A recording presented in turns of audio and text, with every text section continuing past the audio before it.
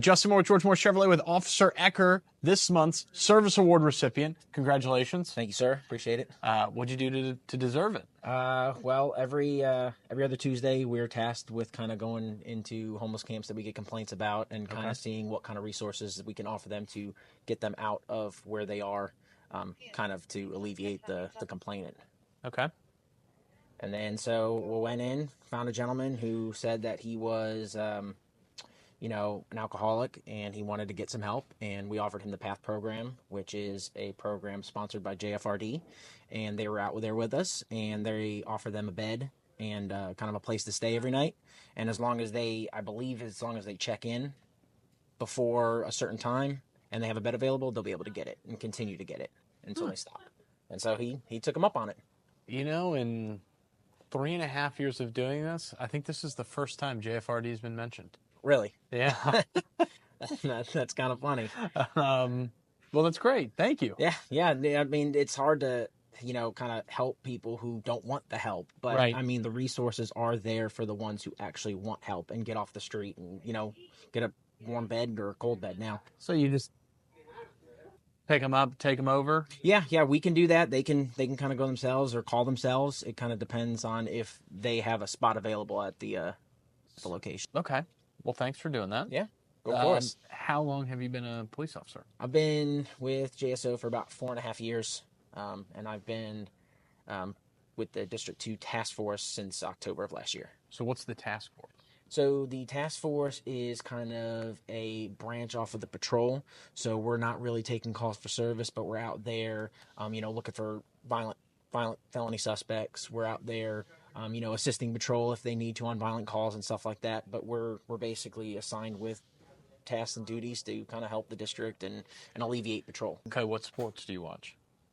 Well, football, basketball, a little bit of baseball when my team's on, but it's kind of hard to catch my team on TV. Braves fan? Kind of in the same, kind of in the same mascot realm, but further north. Cleveland. Yep. Wall. I still call them. I still call them what they truly are. I have a beer fridge in my garage, and on the side of it is every team I've ever gone to see. Really? And when I went to Cleveland, I bought the Indian sticker. And it's probably a staple now. Yeah. It'll never go away. You go to a Cleveland game, there's people still wearing, the old Indians jerseys. Okay, so are you a Cavs fan? I am. I'm a little bit disappointed. I'm a little bit disappointed with round 2, but I think that was tough. It is. I would say if in game 3, if Mobley or Garland can come back, I think we can get our momentum back. But if they're out, then we're basically done. They got the momentum. We're in Indy. Didn't Donovan Mitchell score like 48 points last night and lose? He was. Oh, I shut it off in the middle of the fourth quarter. I said, you know what? I think I feel safe about it. We'll be okay. I generally don't like the NBA. I kind of like Donovan Mitchell. Donovan Mitchell's a kind of player. like him. If you he watch, plays every night, if you watch that man play, and I thought he got injured in the Miami series, and he continued to play. And I said, he's gonna get mad and leave because he doesn't have any support, and he wants to win. Cleveland knows that story all too well. Oh yeah, I know. So, are you a Browns fan? I am.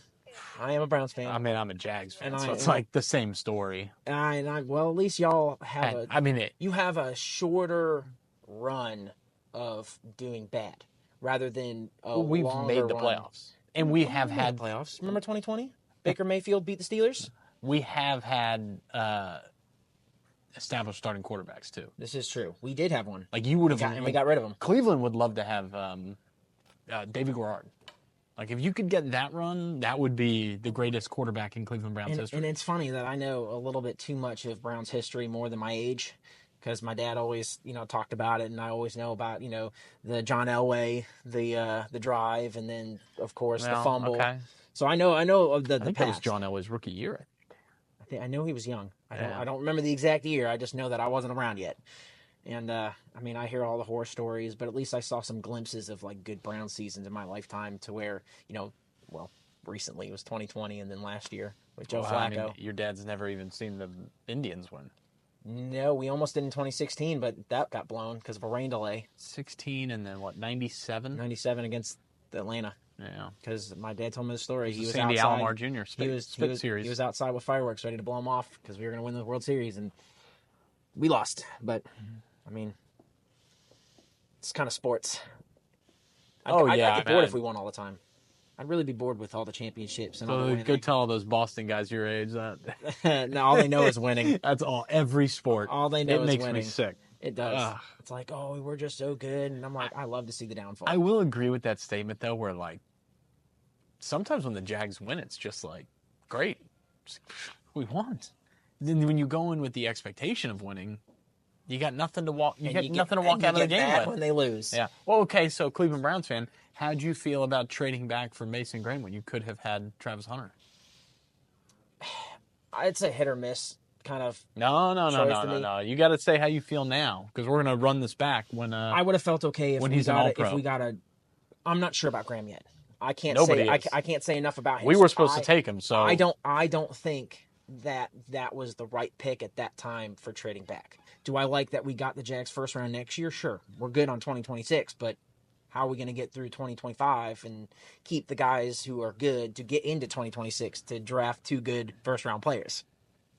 So, I just think Travis Hunter needs to put on a little bit of weight and kind of a little bit of muscle. But I think he's going to ball. I think he's going to do well. do you wish he was a Cleveland Brown? No, I wouldn't. I wanted Abdul Carter. Okay. I would have. Which would have been great opposite Myles Garrett. I would have rather had Abdul Carter at 2. So that's kind of where my head was at. So either way, it was like, So you end up with neither good player. Yep. But hey, maybe, but likely a top 10 pick next year. But I mean, being 2 top 10 picks because Cleveland and Jacksonville always pick in the top 10. Exactly, and being an Ohio State fan is I watched Mason Graham destroy Ohio State's offense for 4 years, and they've had Marvis Harrison Jr., Jackson Smith-Njigba. So I mean, they've got or the running game, which would be Dunkins, Henderson. They put 2 running backs in the league this year. Yeah.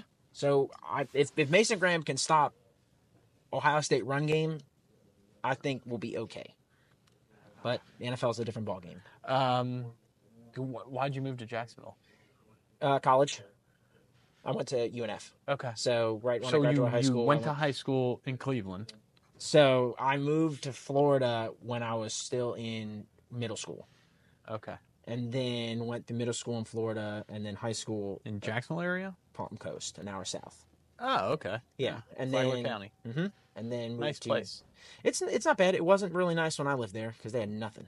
We every town with a stoplight's got a Chevy store. You guys got a Chevy store. We do. We have. I bought my first Chevy there. Gibbs. They're nice people. It was a Chevy Cruze.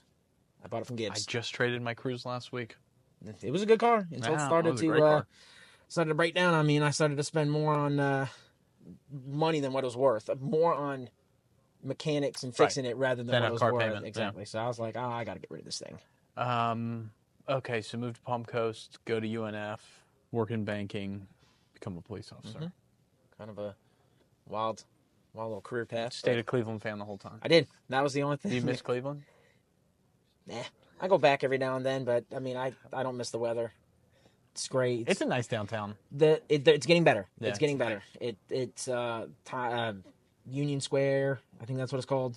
It's real nice. They got a good old strip, and you can basically walk from the baseball field and the arena to the football stadium. This is what I did. In 2018, we did a family trip there with my daughter, and we went to Progressive Field and then walked to, you could tell it was this old street downtown that had been gentrified. Yeah. And there's breweries and restaurants. But we walked, and when we're walking, you walk past the Cavs arena, whatever that's called. Bridgestone?